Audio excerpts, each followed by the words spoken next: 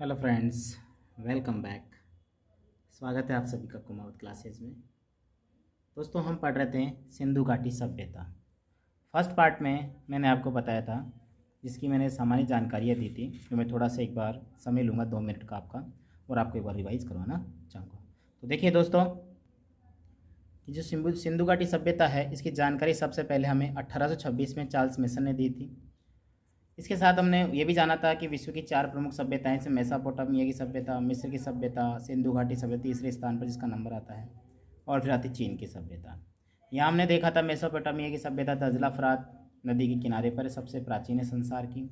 मिस्र की जो नील नदी पर है, सिंधु घाटी सिंधु नदी पर, जिसको हड़प्पा सभ्यता के नाम से भी जाना जाता है। क्यों, मैं आगे बताऊँगा। चीन की सभ्यता जो है हांगो नदी से पीली नदी भी कहते हैं। हमने फिर ये जाना था कि यहाँ पर जो है इसकी लिपि जो है सिंधु घाटी सभ्यता की भाव चित्रात्मक लिपि, जिसके बारे में मैंने आपको ये बताया था कि भाव चित्रात्मक चित्रों के द्वारा जो है अपने भावों को प्रकट करना, इसे कई नामों से जाना गया था। इसको सर्पिलाकार, ब्रुस्टोफेदन, गौमूत्री, और इसमें क्या है कि पहली लाइन जो है इसमें बाईं तरफ दाएं से बाएं, और दूसरी लाइन जो है वो बाएं से दाएं चलती है। ठीक है। और हमने ये भी जाना था कि इसके अंदर मूल चिन्ह जो होते हैं 64 है, अक्षर 250 से 400 चित्राक्षर, और कहते हैं सर्वाधिक उल्टे यू आकार के जो चित्र इसमें थे। कहा गया था इसके अंदर कि इसके जो साक्ष्य हैं वो कब्रिस्तान एच से प्राप्त हुए थे। पढ़ने का प्रयास वेडिन महोदय ने सबसे पहले किया था, जो कि भारतीय नहीं थे, और भारतीय व्यक्ति नटवर झा, जिन्होंने सबसे पहले इसको पढ़ने का प्रयास किया था। लेकिन ये दोनों के दोनों क्या थे दोस्तों, ये असफल रहे थे। फिर हमने जाना था कि सिंधु घाटी सभ्यता का जो विस्तार है वो उत्तर में कहाँ पर है, दक्षिण में कहाँ तक है, कि पूर्व में और पश्चिम में, चारों दिशाओं के बारे में हमने जाना था। तो मैंने आपको बताया था कि उत्तर में जो है मांडा है, दक्षिण में देमावाद है, आलमगीर पूर्वी क्षेत्र पड़ता है, और सुतकांगेडोर जो है इसका पश्चिमी क्षेत्र पड़ता है। कई बार क्वेश्चन पूछ लेता है कि सिंधु घाटी सभ्यता का सबसे पश्चिमी जो है क्षेत्र वो कौन सा पड़ता है, तो आपको ये पता होना चाहिए। ठीक है।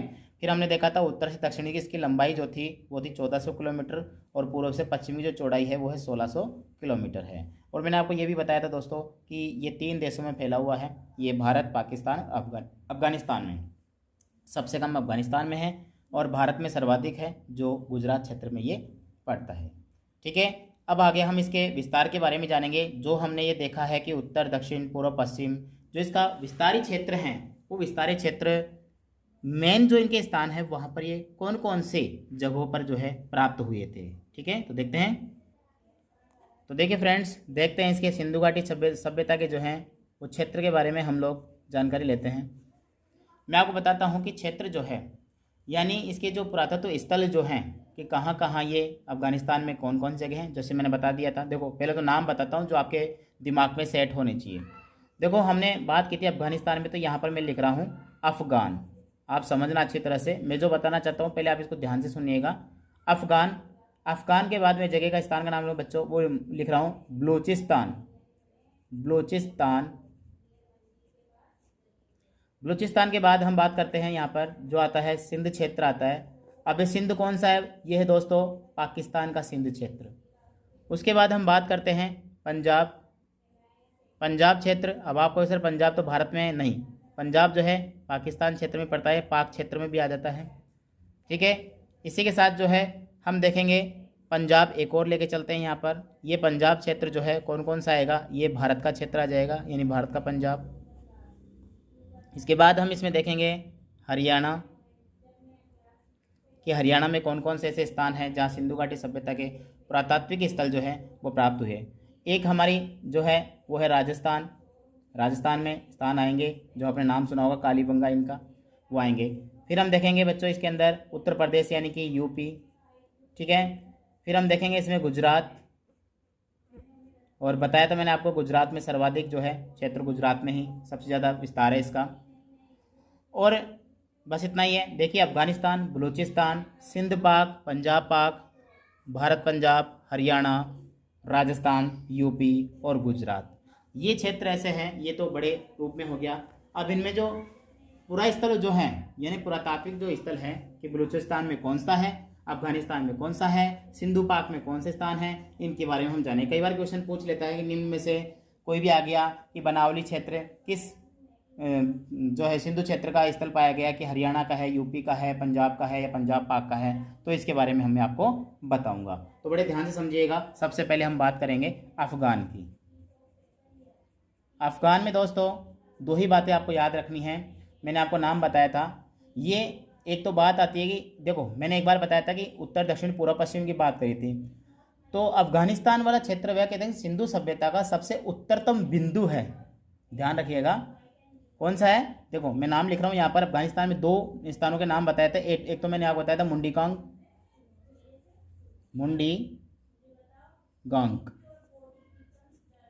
मुंडीकांग कह सकते हो, मुंडीकांग कह सकते हो। और एक नाम बताया था दोस्तों आपको, वो बताया था शॉल्टगोई।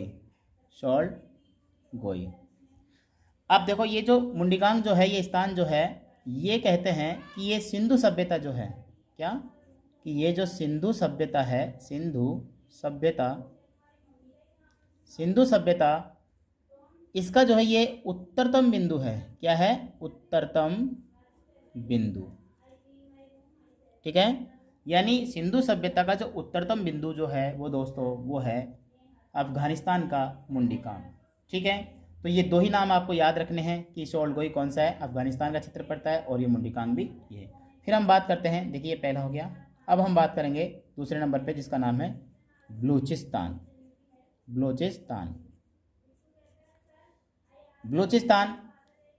आप सोच रहे पाकिस्तान तो आपने लिखा ही नहीं है, तो बच्चों ये उधर का ही क्षेत्र पड़ता है। अब यहाँ जो मैं आपको बता रहा हूँ उनके नाम सुनते जाइएगा। सबसे पहले आपके माइंड में नाम होने चाहिए, और ये नाम से ही कई बार क्वेश्चन बन के आ जाता है। तो देखो यहाँ पर मैं आपको सब बता रहा हूँ। एक तो हमने नाम इसके अंदर देखे थे, आपने जब मैंने आपको पढ़ाया था उसमें पढ़ाया था सुतकांगेडोर, ये मैंने आपको बताया था, सुतकांगेडोर जिसकी हमने बात की थी कि ये जो क्षेत्र पड़ता है कौन सा था, पश्चिमी क्षेत्र में था। उसके बाद रानी गुड़ई,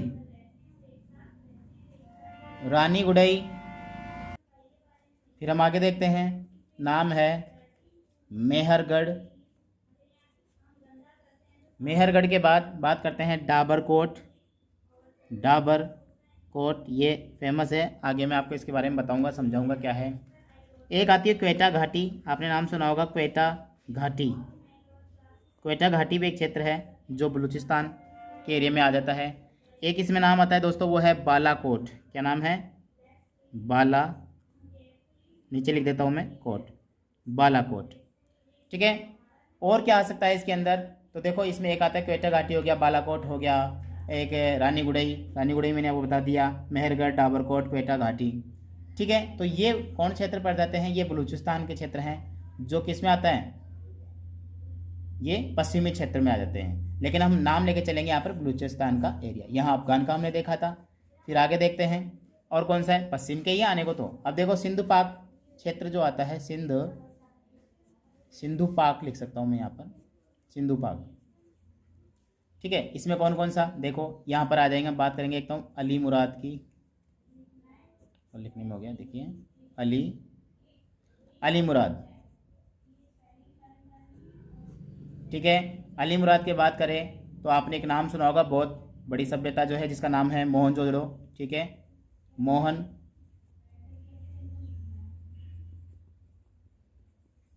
लिखने में ऐसा होता है मोहनजोदड़ो। ठीक है, उसके बाद हम बात करते हैं, आपने नाम सुना होगा चहूदड़ो का, इन सभ्यताओं को सबको हम डिटेल से पढ़ेंगे, डिटेल से जानेंगे इन सब के बारे में। ठीक है, फिर हम बात करते हैं अली मुराद, मोहनजोदड़ो और चहूदड़ो। ठीक है दोस्तों, इसके बाद में हम देखते हैं जो पंजाब का क्षेत्र पड़ता है, यानी पंजाब पाक क्षेत्र। इसमें कौन कौन सा, देखिए यहाँ पर आता है सबसे पहले रहमा देरी। ठीक है, रहमा देरी, समझ में आ रहा है? ओके, हाँ, रहमा देरी। उसके बाद जलीलपुर, ये पंजाब पाक का क्षेत्र पड़ जाता है। जलीलपुर के बाद आपने देखो एक नाम सुना होगा जिसको हम जानते भी हैं, सिंधु घाटी सभ्यता का नाम भी उसको बोला गया है ना। अभी देखेंगे उसका नाम। एक नाम लिखता हूँ मैं यहाँ पर, डेरा इस्माइल। और एक नाम दोस्तों, एक क्षेत्र पड़ता है जिसका नाम है हड़प्पा, और ये हड़प्पा नाम जो है यही सिंधु घाटी सभ्यता का नाम भी पड़ेगा, जिसको मैं आगे बताऊंगा।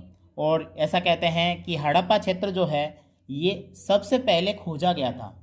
यानी कहते हैं उत्खलित क्षेत्र जो होता है, यानी मैं आपको यहाँ पर देखो इंडिकेशन करता हूँ, इसमें है कि सर्वप्रथम या सबसे पहले सर्वप्रथम खोजा गया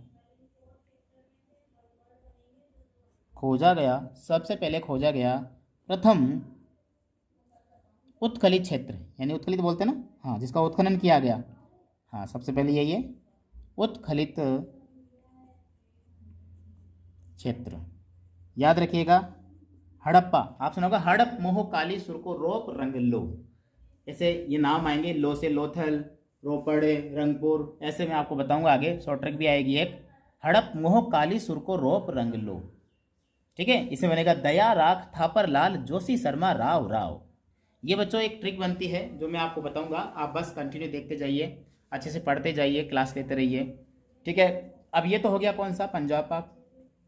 अब बात करते हैं आगे, पंजाब जो है वो भारत पंजाब का, भारत क्षेत्र, इसमें कौन कौन सा है, अब आपको नाम अच्छे से याद हो जाएगा। देखो रोपड़, अभी मैं बात कर रहा था, ये पंजाब क्षेत्र में आता है। संधोल, इसके बाद आपने सुना होगा चक 86, चक 86, और एक नाम आता है बाड़ा, ठीक है। इसके बाद बात करेंगे हम हरियाणा वाला क्षेत्र, दिख रहा है आपको, दिख जाएगा, ठीक है, हरियाणा, ठीक है। हरियाणा वाले क्षेत्र में देखो सबसे पहले हम बात करेंगे, यहाँ पर आपने नाम सुना होगा एक बनावली सभ्यता, हाँ, बनावली आगे आएगा, जिसके बारे में बहुत अच्छा नाम भी आएगा इसमें, बनावली। उसके बाद एक नाम आता है भर्राना का, ये बहुत फेमस है बच्चों।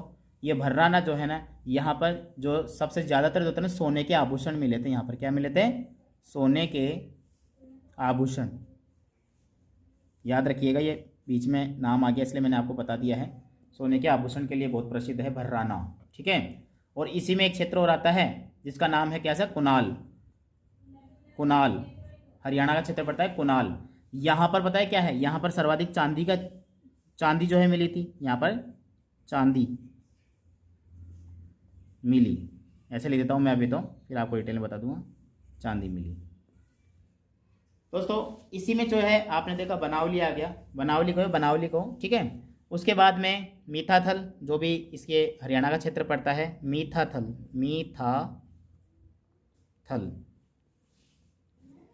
ये क्षेत्र आता है, ये मीठाथल। इसके बाद बात करें हम, वो है राखी, देखिएगा राखीगढ़ी क्षेत्र आ गया। तो हमने क्या देखा, बनावली आ गया, बनावली कहो या बनावली, भर्राना, कुनाल, मीठातल और राखीगढ़ी। जिसमें भर्राना सोने के लिए प्रसिद्ध है, सोने के आभूषण, और चांदी जो मिली थी वो कुनाल से मिली थी, ठीक है दोस्तों। अब देखिए हरियाणा के बाद यहाँ पर नाम आता है, हम देखते हैं राजस्थान का नाम। राजस्थान की बात करें तो दो ही नाम है, एक तो बहुत फेमस जिसमें बार बार क्वेश्चन आते हैं राजस्थान के हर एक एग्जाम के अंदर, वो है कालीबंगा। क्या है दोस्तों, कालीबंगा। और इसी के साथ एक नाम और जुड़ा हुआ है जिसका नाम है बालाथल। ये राजस्थान में बहुत ही प्रसिद्ध है कालीबंगा। उसके बाद देखते हैं यूपी का क्षेत्र। यूपी क्षेत्र में जो है वो है पुरातत्व स्थल, जो है पुरा स्थल बोल सकते हैं, वो है, देखो एक तो नाम मैं सबसे पहले लेता हूँ, वो है आलमगीर का।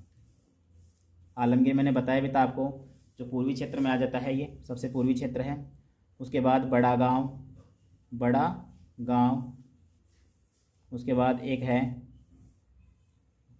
हुलास, ठीक है, हुलास। अब आपको बताया था मैंने, ये सबसे पूर्वी क्षेत्र आता है, ठीक है, कोई प्रॉब्लम नहीं है। एक लास्ट बात करते हैं। देखो हमने देखा था स्टार्टिंग में, हमने यहाँ पर देखिए अफगान देखा, बलूचिस्तान, सिंध पाक, पंजाब पाक, भारत पंजाब देखा, हरियाणा, राजस्थान, यूपी। लास्ट में एक बच रहा है हमारा, वो है दोस्तों, वो है गुजरात क्षेत्र में जो पुरा स्थल जो है वो है, सबसे पहला नाम आता है वो है लोथल का, लोथल। फिर हम बात करें इसी में जो है वो है धोलावीरा, याद रखिएगा धोलावीरा, आगे फेमस है, मैं इसके बारे में बताऊंगा आपको अलग से भी। इसके साथ और भी नाम आएगा जिसका नाम है रोजडी। ठीक है, फिर इसके बाद हम आगे देखते हैं, वो है सुरकोटड़ा।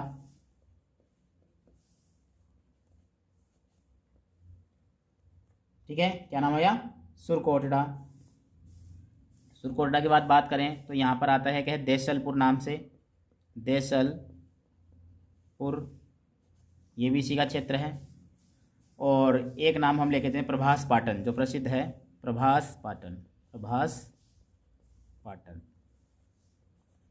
तो ये है दोस्तों जो मैंने आपको बताया, वो है क्षेत्र जहाँ पर ये पुरा स्थल आ गए और इनके क्षेत्र आ गए। कौन कौन क्षेत्र में कौन सा पुरा स्थल या पुरातत्व स्थल जहाँ पर उत्खनन कार्य भी किया गया था, उनके बारे में। अब देखिए आगे हम इसी को लेकर के बात करते हैं कि जो क्षेत्र जो थे या पुरा स्थल जो हमने देख लिए, अब इसी सिंधु घाटी सभ्यता के अंदर, ये जो सिंधु घाटी सभ्यता है दोस्तों, इसी सिंधु घाटी सभ्यता में, सिंधु घाटी सभ्यता को लेकर के हम बात कर रहे हैं, तो इसमें देखो कुछ प्रजातियां पाई गई है सिंधु घाटी सभ्यता में पाई जाने वाली प्रजातियां। कौन सी प्रजातियां? तो देखिए बहुत फेमस है, एग्जाम में कई बार क्वेश्चन आ भी जाता है। तो 4 प्रकार की प्रजातियां होती है। थोड़ा सा हम बात करें तो भगवान से हम कहते हैं, भगवान कि थोड़ा तो दो, क्या हे प्रभु थोड़ा तो दो। तो इसको आप कैसे याद कर सकते हैं? देखो यहाँ पर प्रजातियों की बात करूँ तो यहाँ पर एक प्रजाति का नाम आता है जिसका नाम है प्रोटो, नाम अच्छे समझिएगा, प्रोटो ऑस्ट्रेलियाड। एक प्रजाति है जिसका नाम है प्रोटो ऑस्ट्रेलियन, प्रभु, प्र से बन गया प्रोटो ऑस्ट्रेलियाड। दूसरी बात करें अपने यहाँ पर प्रभु, अब भू से आप लोग एक याद नाम याद कर सकते हैं, वो है भूमध्य सागरीय।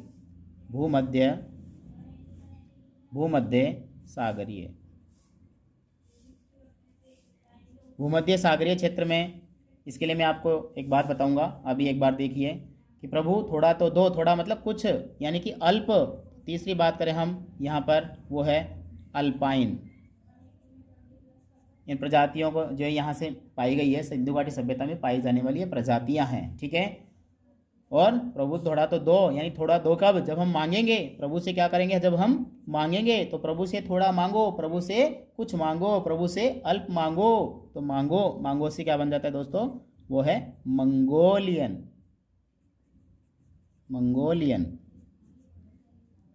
देखिए मैं कह रहा था भूमध्य सागरीय की बात कर रहा था, तो देखो यहाँ पर वह सर्वाधिक साक्ष्य यहीं से मिले थे। सबसे ज़्यादा साक्ष्य मिले। ठीक है, मतलब यहीं से मिले थे। और इसी को क्या कहा जाता है? भूमध्य सागरीय जो है, ये जो प्रजातियां हैं, इन्हीं प्रजाति के लिए कहा जाता है कि जो सभ्यता है, इसकी सभ्यता जो है, इसी का जनक इसको बोला गया है। यानी इस सभ्यता का जनक, जो सिंधु घाटी सभ्यता है, इसका जनक भी जो है किसे कहा गया? भूमध्य सागरीय प्रजातियां ही जो है, इसी को ही कहा गया है। और एक बात और बताई गई है, क्या बताई गई है? कि यहाँ पर जो प्रजाति है ना, इन्होंने क्या किया था? सिंधु घाटी सभ्यता के निर्माता भी यहीं के लोग थे। और जो प्रजाति थी, वो लोग कौन सी थी? वो है द्रविड़। ध्यान रखिएगा आप लोग, वो है द्रविड़। तो ये द्रविड़ प्रजाति जो है, ये कौन थे? यहाँ के निर्माता थे, इसी सभ्यता के निर्माता थे। किसने कहा था ये बात? एक नाम था, आप नाम सुना होगा, राखल दास। ठीक है ना, राखल दास बनर्जी, पूरा नाम है उनका राखल दास बनर्जी। इन्होंने हमें ये बताया कि ये जो भूमध्य सागरीय जो प्रजाति यहाँ प्राप्त हुई है, इसी में सजे साक्ष्य मिले, इसी को जो इसका जनक बताया गया है।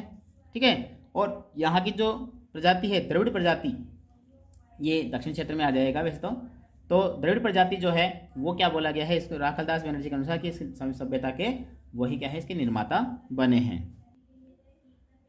तो ठीक है दोस्तों, यहीं तक आज हम अपनी क्लास को कवर करते हैं। 20 मिनट की क्लास आपको मिलेगी, 20 से 25 मिनट की। आगे हम लेकर के चलेंगे, इसके कालक्रम के बारे में बात करेंगे।